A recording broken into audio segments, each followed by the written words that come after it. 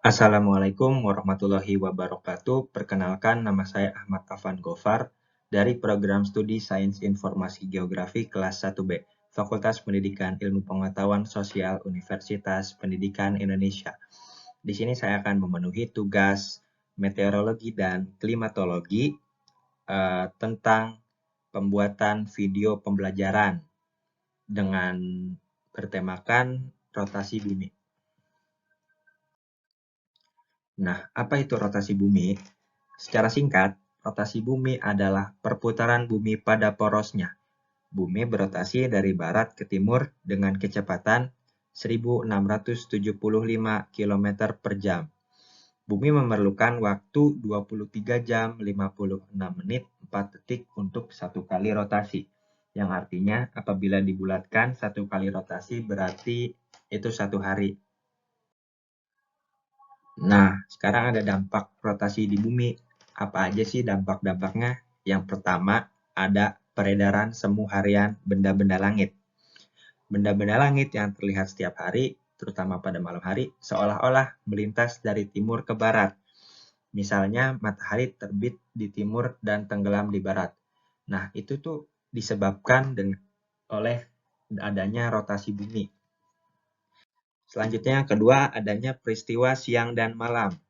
Rotasi bumi menyebabkan bagian-bagian bumi yang berhadapan secara langsung dengan matahari akan mendapatkan sinar, sedangkan bagian sebaliknya tidak mendapatkan sinar matahari. Nah, di sini menjelaskan apabila belahan bumi yang terkena sinar matahari itu akan menjadi siang dan yang tidak terkena matahari itu menjadi malam. Nah, supaya lebih jelas, kita lihat video ilustrasinya ya.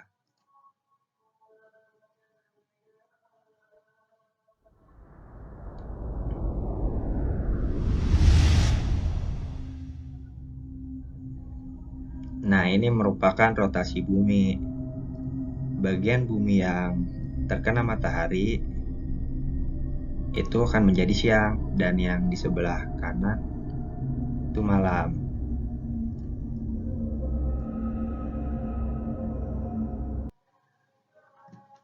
Ya, selanjutnya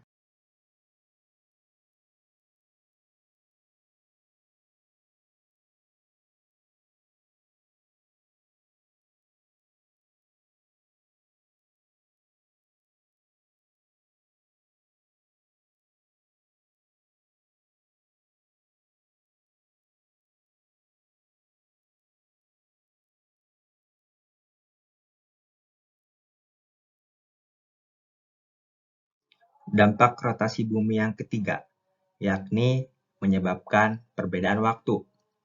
Pembuatan garis bujur yaitu garis hayal yang digunakan untuk menentukan waktu di permukaan bumi. Kota Greenwich, Inggris ditetapkan sebagai acuan dengan garis bujur 0 derajat. Daerah di sebelah timur Greenwich ditetapkan sebagai bujur timur, sedangkan daerah di sebelah baratnya disebut bujur barat. Wilayah barat dan timur masing-masing terdapat 180 derajat garis bujur.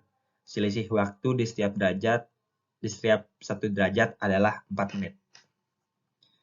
Oke, selanjutnya.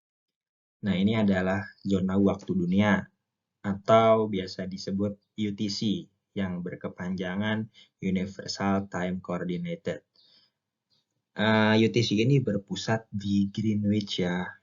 Nah, kalau Indonesia ada di mana? Indonesia ada di UTC plus 7, plus 8, dan plus 9.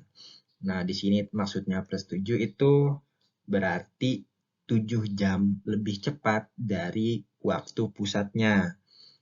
Indonesia memiliki 3 zona waktu ya karena wilayahnya yang cukup luas. Nah, zona waktu plus 7 itu waktu Indonesia bagian barat dari wilayah Sumatera, Jawa ya. Kemudian waktu Indonesia Tengah dari wilayah Kalimantan, Sulawesi, Bali, dan Nusa Tenggara ya. Yang terakhir waktu Indonesia bagian timur di wilayah Maluku dan Papua Barat dan Papua. Nah, dampak rotasi bumi selanjutnya adalah pembelokan arah arus laut. Pembelokan arah arus laut atau yang dikenal dengan efek Coriolis arah arus laut di bumi bagian selatan berbelok searah dengan perputaran jarum jam. Sedangkan arah arus laut di bumi bagian utara berbelok berlawanan dengan jarum jam. Nah, ini ada gambaran efek Coriolis ya. Belahan bumi bagian selatan berbelok searah dengan jarum jam. Nah, yang sedangkan bagian bumi yang sebelah utara berlawanan dengan arah jarum jam. Ini yang disebut dengan Coriolis effect atau efek Coriolis. Nah, selanjutnya dampak rotasi bumi. Adanya kehidupan di bumi.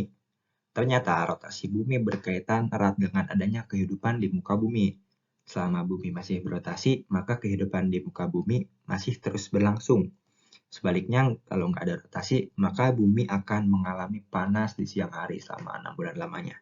Begitupun dengan dingin di malam hari yang terjadi selama 6 bulan. Kan tidak mungkin ya apabila manusia tidak memerlukan sinar matahari. Apabila terus-terusan tanpa sinar matahari, manusia akan kedinginan ya tentunya. Dan apabila sebaliknya, manusia pun memerlukan malam hari. Apabila terus-terusan terkena sinar matahari ya, cuaca juga akan panas ya. Nah, tadi kan sempat disinggung ya perihal dampak rotasi bumi untuk keberlangsungan makhluk hidup di bumi. Salah satu contohnya ada fotosintesis, di mana fotosintesis ini kan memerlukan cahaya matahari ya. Cahaya matahari juga disebabkan oleh rotasi bumi.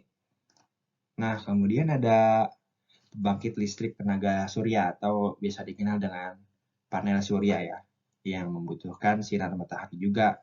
Sinar matahari juga kan dihasilkan oleh rotasi bumi ya.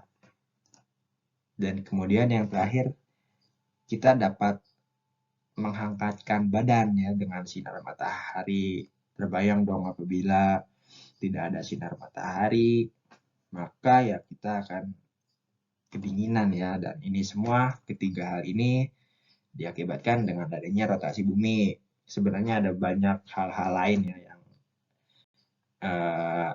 berdampak dengan rotasi bumi, tapi karena terlalu banyak maka kita persingkat saja.